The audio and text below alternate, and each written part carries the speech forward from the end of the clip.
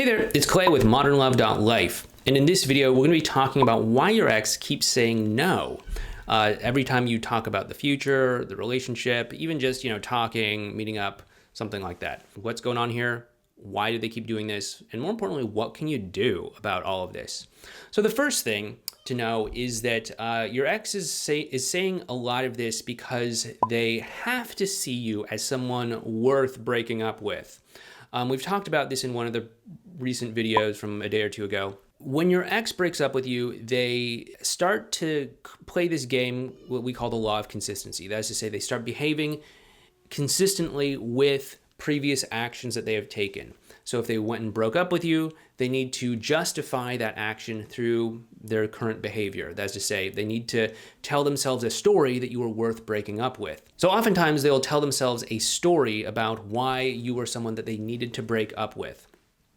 And so many times, they will twist, stretch, alter the truth in order to create this narrative that, okay, yeah, I had no choice but to break up with you. Maybe you told a white lie once, and they start claiming that you are someone that can never be trusted, you always lie, things like that. This can happen because they're trying to cling to this idea that they made the right choice. That is to say, they have to create this version of you that you may have heard me talk about in other videos that is worth breaking up with. And what we want to show them is that you are not that version, but you are this other person that is actually a real human being, that is a perfectly normal person that is probably worth being in a relationship with. This version of you, that's this bad version of you, probably never hits the thumbs up button for these videos, and this great version of you probably hits the thumbs up button all the time because you want to help out and support your dear friend Clay here with his YouTube channel by sending a message to the YouTube algorithm. But yeah, what we want to do here is we want to make sure that we are not feeding this negative version, and that we're actually stepping into and becoming this positive version, this version of us that's not worth breaking up with. Because the more your ex sees you as this totally reasonable version of yourself, they're going to weaken this grasp on the negative version of you that's worth breaking up with. And they're going to say like, okay, yeah, maybe I was wrong. Maybe you're not this self-absorbed person that just lies all the time. Maybe you're actually like a totally decent person. Maybe I was wrong. Maybe, deep down they're going to know if they're stretching or twisting the truth.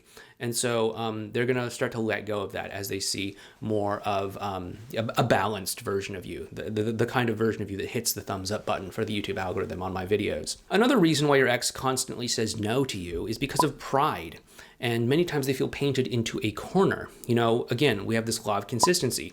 So, they feel pride. They don't believe that it's okay for them to admit a mistake, that they were wrong about something, that they can change their mind.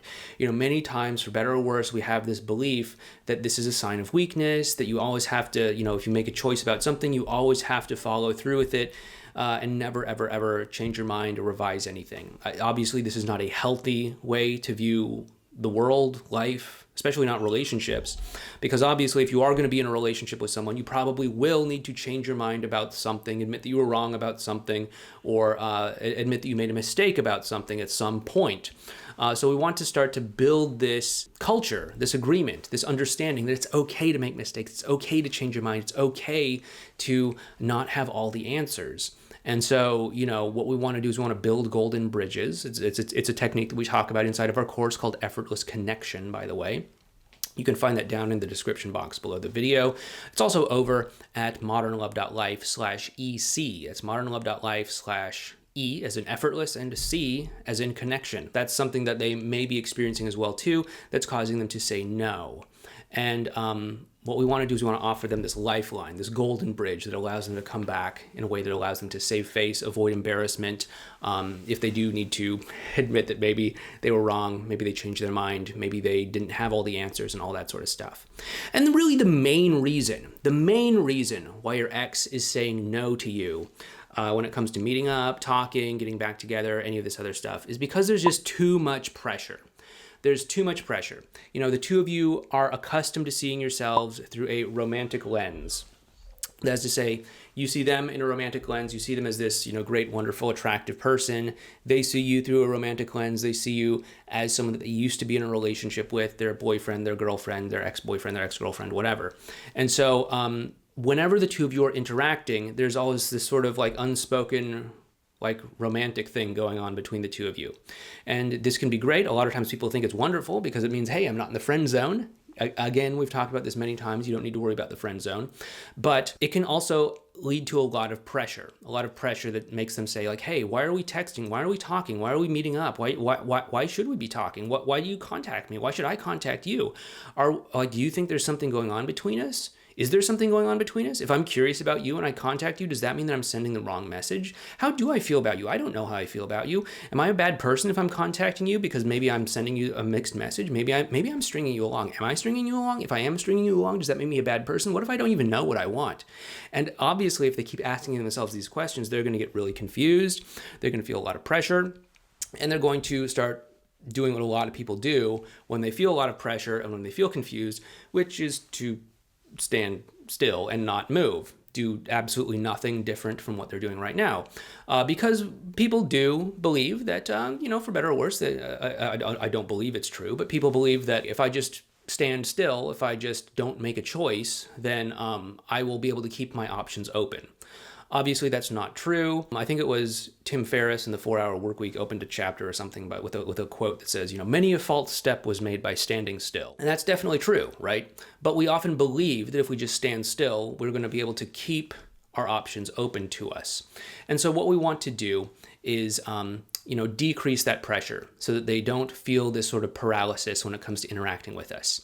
And so if we can just decrease that pressure so that they don't see us through too much of a romantic lens to give themselves permission to interact with us. So there's a couple ways you can do this. Obviously, if you stop putting pressure on them, that's going to help. The begging, the pleading, the asking them to get back together, the trying to, avoid the friend zone by being like overly physical, if you know what I mean. Be careful with my words here, because if I talk about this overtly, we get sort of sandbagged with the algorithm here, because it comes across as adult content. But anyway, hit the thumbs up button; it does help us out.